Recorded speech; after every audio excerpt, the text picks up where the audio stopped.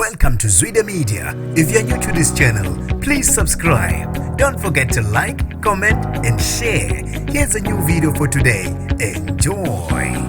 Kube injabulo yodwa umjolisi umculo kaMaskandi ephiwa umacekeceke wemonto. Nginibingelele ngiphinde nginamukele ezindabeni zezwide media. Igama lami ngusibonga konke wakantwande Mothanda, ungangibiza intatheli ka YouTube. Uphelelwe ngamazwi umjolisi kanye nongizwe emchunu ngesikhathi ephiwa imonto yohlobo lopholo ewumacekeceke. Umjolisi uphiwe imonto nje emva kokuhluleka kwakhe ukunqoba lapha emncintisaneni woKhozi FM la lale khona unumber 2. Kube nensizwa yakamiya ebesithinteka ngomsebenzi omuhle kaMjolisi yakhetha ukumthengela uhlobo lemonto yepolo ewumacekeceke.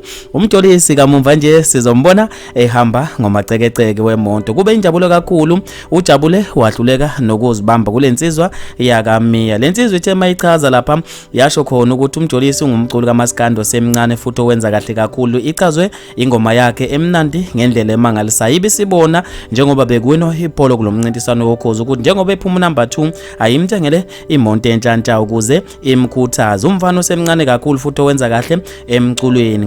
Ngale monto ethe imthengela yona ibe isithi iqonde ukumnika amandla ukuthi eminyakeni ezayo naye ngelinye ilanga lo mncintiswano woKhozi FM uzonqoba uyena. Umjolisi ke usiphawulele wabonga kakhulu kulensizwa, usho khona ukuthi bengakhola akayazi inhlanhla emehle. Lensizwa kuthiwa yabhala ku WhatsApp yabe sixhumanisa ungizwe omchunu kanye nomjolisi. Umjolisi uthi ubengakholwa ezitshela ukuthi inganekane lento kanti into yangampela. Bafethu ke siyambongela kakhulu umjolisi. Ngizofisa mina ukuzwa ukuphala kwenu khona lapha kwi comment section ngalo lo daba. Mina nje ngithathela YouTube sengiphuma kanje ngithi awungibambe evidweni elandelayo.